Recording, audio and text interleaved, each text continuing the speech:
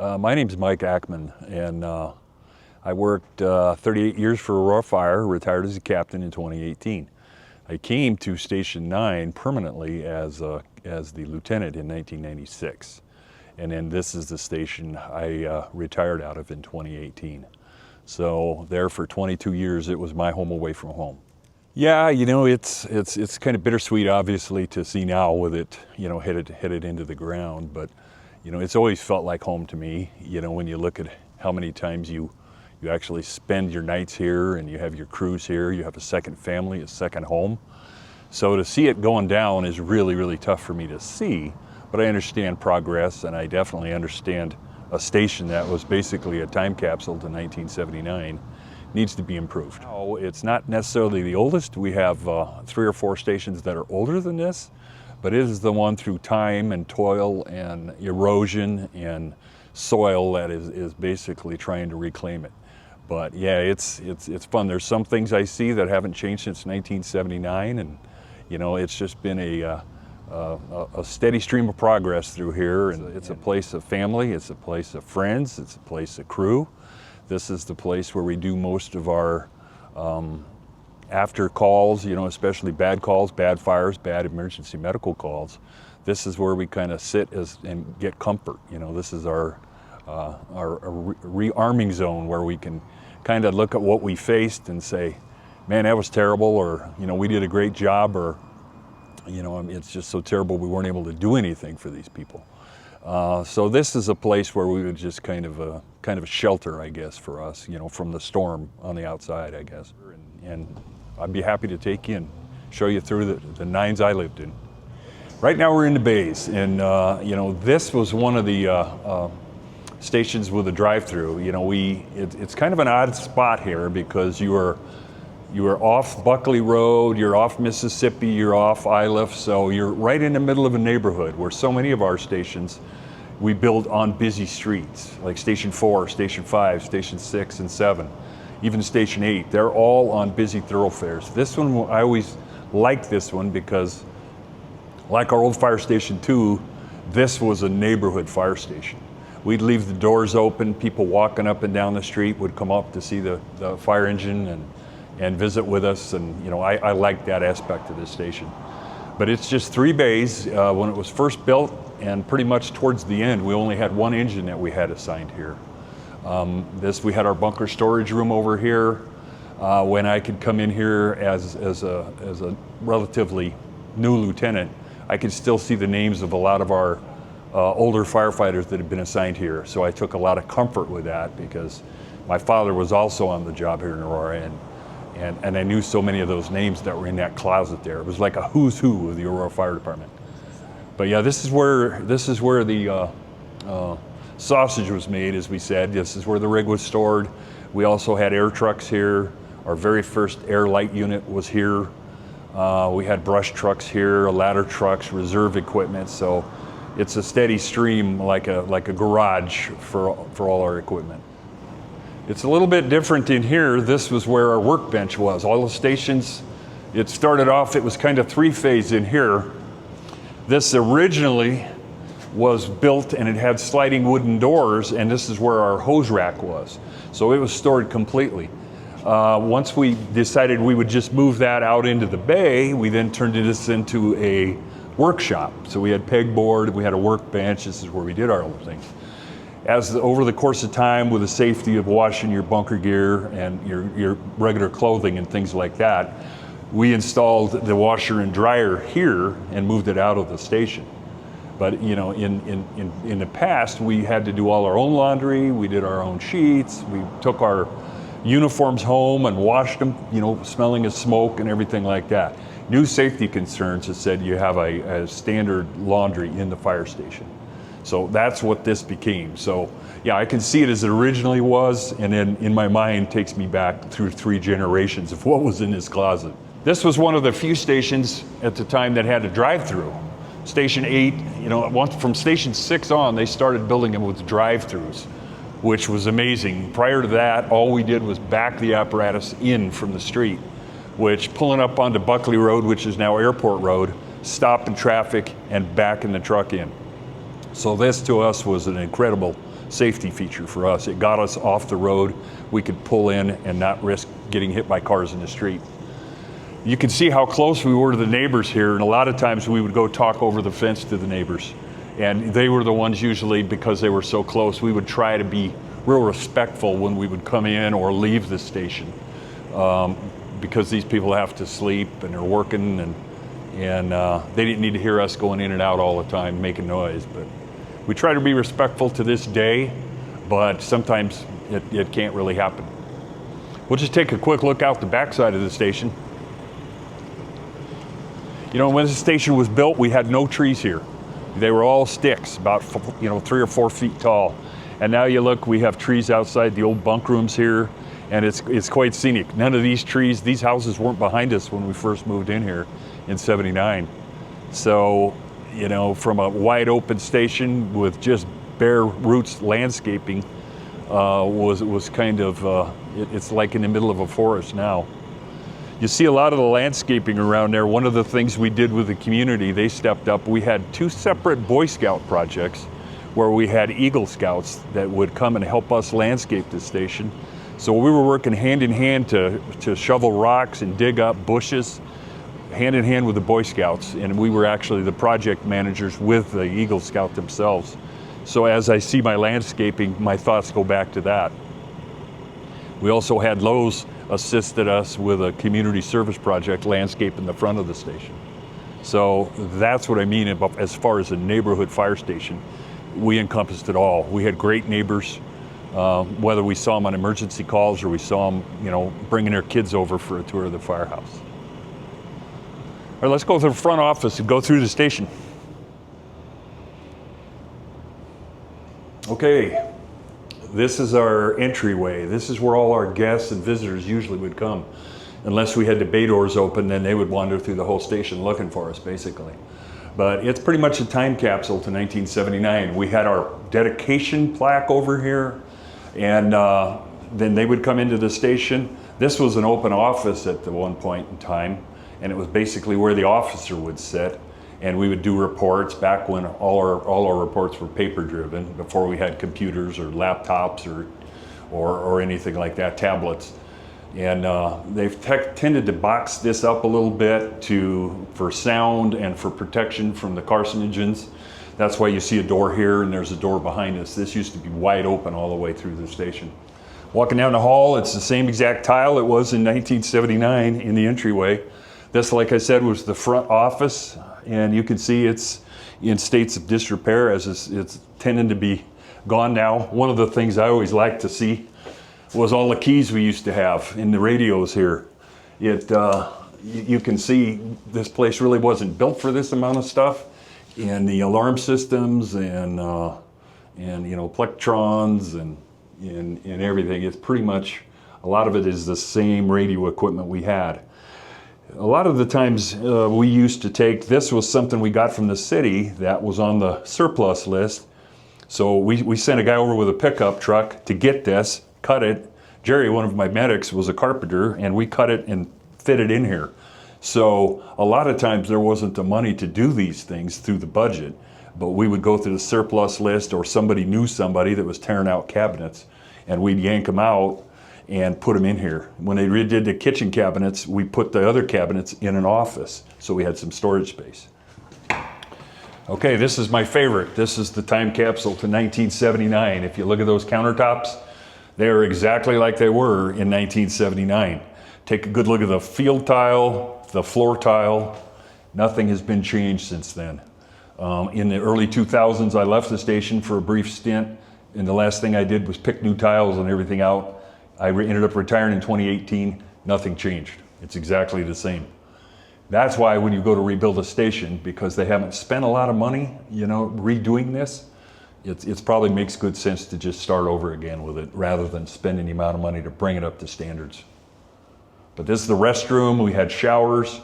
They don't even make showers that side. They're 30-inch showers. I've been told 36 is the new standard now. That they couldn't believe we still had 30-inch showers in there. Barely enough room to turn around in the shower. Okay, now we're in the office. This originally was one large open bunk room, and when it first opened in '79, we had the lieutenant on the engine company out here, and then we had an arson investigator. So that was the 2 vehicles here. And this was one huge open area. Over the course of time, for some privacy and modernization, we had this wall built. There again, I had a very handy guy on my crew, and we just got him off for half a day or maybe even a whole day, and he was able to build this wall in the course of one day with a door in it. And that was probably in the very late 90s when we did that. We used to joke and laugh that we have to make this into an office pretty quick, otherwise they'll decide to assign the chief here again. And so we liked our autonomy here at Station 9. Once again, this is the officer's restroom. You can kind of see it's once again the time capsule, the cabinets. When we tore the old cabinets down, we did a closed auction rather than throw them out. If anybody wanted to do an auction, kind of to benefit the workout equipment at the station. We did a closed auction on a lot of these old cabinets, and I ended up buying some, and they're in my garage at my house. And I can still open them up and see the stains where the ketchup bottles blew up inside it. And I picture as many times as crews would take the hinges off to break into the other crews' chow lockers and stuff. So everything in here to me is a memory of either some kind of mayhem or a good memory or a silly memory and a couple of sad memories. This station had the misfortune back right after it was relatively new of having a malfunction in the furnace, and it sent 3 or 4 of the firefighters to the hospital for carbon monoxide poisoning. So that was in the early 80s. I remember that. But yeah, it's quite a place. Okay, this was the bunk room for the officers. You were at the front of the station, everybody else was on the back of the station. So if somebody pulled up in the parking lot and woke you up here, you would have to wake up the crew, because it's never a good idea at the firehouse to go answer a door at 2, 3 in the morning by yourself without somebody knowing. So this, a lot of times, people, would not call 911. They'd throw their loved one in a car and drive them to the station. That happened many, many times while we were here, at all times of day or night. But yeah, this was, a wall full of lockers over here. Sometimes we had 1 or 2 beds in here for the captain and the lieutenant would have their own beds. But like I said, originally this was one large open room, which that's the way all the stations were built in the 60s, 70s, even in the 80s. Until recently, now they have individual privacy quarters for everybody. But yeah, it looks pretty much just like it did when I retired 7 years ago. Doesn't have the carpet though. That seems to be something we're getting rid of now in new firehouses. Okay, now we're looking at our spare office in here. This is, we call the EMS office, is what it generally became. When we had a chief here, this was the chief's office, and the front office was my office. Once the chief left, this became the EMS office, and it's where we had our resource materials, our study materials, and it's probably the only place in the station where you could actually shut a door and study in peace and quiet. The way the firehouse used to be, the day room was the center attraction. That's where we all would have dinner and eat, go into the lounge chairs afterwards and watch TV as a crew. That's kind of, we've got away from that with the new firehouses because they all have individual quarters and everybody has their TV on their phone or their tablet. So us sitting as a crew, laughing and giggling, watching football games is kind of diminished over the years, and it's kind of a sad part that as a really old guy that I miss when I come to the firehouses, seeing the room full of firefighters there. But yeah, this was our basic study area in our EMS area. This is the day room. This was the center of all firehouses. Everybody will tell you this is where life existed. You have basically our dining room with the original floor tile from the 70s. There was a set of lockers we got at a clearance center, and we put those up, matched them to the ones in the kitchen. This was just one big tiled area here at one point. And you have your 3 or 4 recliners and the TV against the wall, and this is where we relaxed. Like we said earlier, when you come back from a call, sometimes you just got to catch your breath. You just got to sit in a chair, catch your breath, take 10, and talk about the call you were on. We had an air room also at this station on the backside.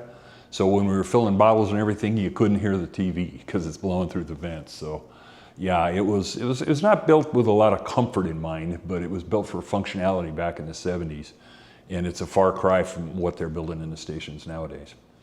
Okay, this was built originally, you can tell by the pipes, and you can see the spots where the floor's been repainted. The heavy-duty electrical, the venting system up there, we had a vent in that window. This was the air room. This station was built as our first official station, built with a compressor and a bottle filling system, and our oxygen systems were against this wall.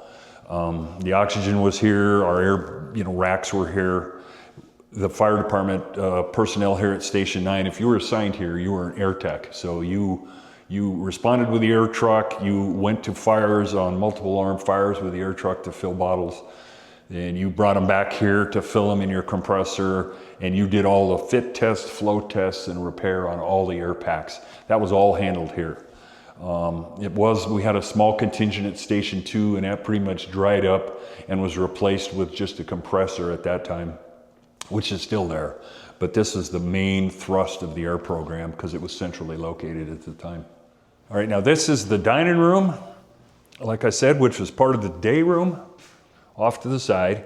So you can picture a big, long 8-foot table here with 4 or 5, 6 firefighters sitting around it having dinner, lunch and dinner every day.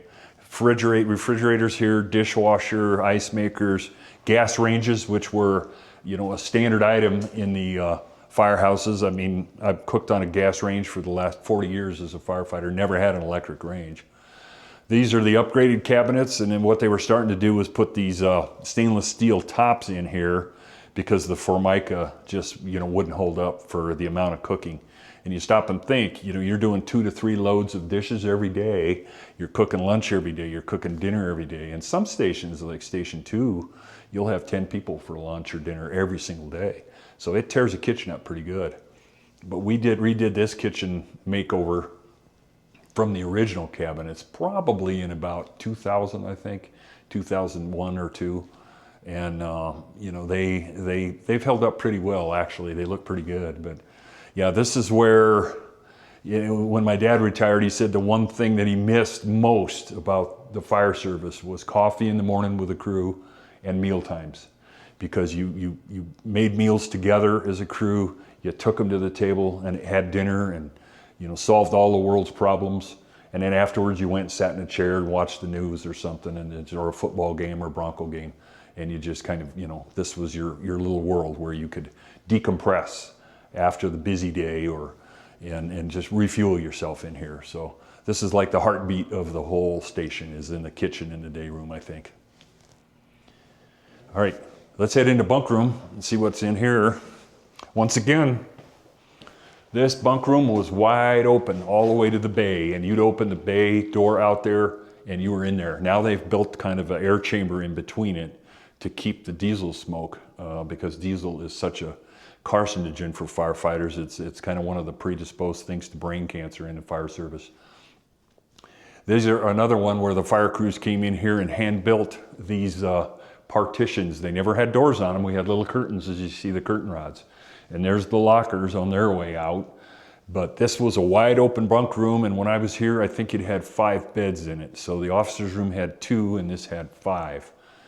Senior firefighter or engineer, they had their own bed usually. They never had to make theirs. But yeah, this was, with this, it's a little bit better. There's different stages. Open bunk room, you hear everybody's noises. Their snorings, they're talking in their sleep. They're getting up, getting down, rolling over. You hear everything. This is a little bit better, but at least you have curtains. But in some cases, when we first built these, they were just about 6 feet high. They've taken these back up to the ceiling now. But now you have the official, noise deadened rooms and extra insulation and insulated doors and select alarm systems if the truck's going out versus the engine. And so everything on the new stations is state of the art. But this is kind of mid between the stations I worked in that were built in the 50s. Then you had this one in the 70s, and then you have the ones that are built in the 2000s, and now obviously the 2020s. But yeah, there is such a span between it. If we go to Station 4 or Station 5, our old Station 5, and look at the construction and stuff there, you can't believe how modern this one is compared to those. So it's like fire service. If I show you a fire engine from the from the 60s. You can't believe we ever wrote on anything that antique. But yeah, it's just, this is where you would try to get a good night's sleep. But I will tell you that the sleep deprivation that firefighters endure is something that occurs over your lifetime or your career on the job, and is not something that the minute you retire, you have a normal sleep routine again. I've been retired for 7 years and still have yet to sleep all through the night. I just can't do it. You can't wean out 43 years of terrible sleep in just a couple years. So, that's one of the things. You try to get these things as nice and quiet and separated from the noise as you can, but we're an ambient bunch of people that pick up on all the cues from nature and outside and doors slamming and cars pulling by, and we just are hyper aware of a lot of those things. Okay, this is, once again, this was all open at one point. This door wasn't here. When the fire department began hiring female firefighters, we decided and had a real problem with the fact that there was nothing, we didn't have separate restrooms, separate bedrooms, anything like that. So they actually built a small bathroom in here, and this was on the back side of the boiler room out there. And then we ended up putting a female restroom here, a washer and dryer. This is where our original placement of the washer and dryer. This is an old valet, or whatever you would want to call it, that was built and came with Station 9 when it was new. It was actually in the bunk room on the far wall, and this is where you would put your pillows and your sheets, and we had drawers for each firefighter, had his own drawer to put in and stuff, so it was kind of helped with the locker room. And the city used to give us sheets with a laundry service, and then we quickly began to bring our own, because sometimes if you didn't get a laundry delivery, you had no sheets for the night, so that was never a good thing. But yeah, that's original equipment from '79. This is the new restroom, and then this is the door, as you see, for gentlemen. So the female firefighter would come in here, have her own restroom. She could lock this door, or if the guys were over there, they would lock the door to where somebody can't just walk through it. But yeah, this was our attempt to modernize ourselves as far as female firefighters in Aurora. Let's head out the back door. This is the door where we would go from the crew would actually run out this door to get on the fire engine. This is pretty much just, like I said, the back side of it, which we've seen once before, but it gives you a whole panorama of the 3 bays, double deep. I've seen it where we've had 6 or 7 fire apparatus in here, chief's cars, engines, ladder trucks, reserve engines, brush trucks, air trucks. So at one point we moved the air program and put the compressor on the far wall out there, so you can see actually on the wall where the paint's kind of burned up a little bit, where that compressor ran for probably about 10 or 15 years while it was out here. It was much better here than putting it in a room back there, and we could kind of monitor, and it had a robust filter system on it, so we were never worried about it becoming infiltrated with diesel smoke. So okay, this is probably a good place to end our tour or our documentation. This is the sign. We're hoping to save the bricks, save some of the letters, or at least all the letters, to maybe put in the new Station 9. But this, I always loved this part of the thing. This was our chance to show the people how well we took care of our station and our lawn. We used to keep it nice. We did a lot of that with our own money, repairing the sprinkler systems and things like that. Took great pride in this place. And it's just a sad moment for me to see this here and realize it's not going to be here. But it's been a good house. It served us well.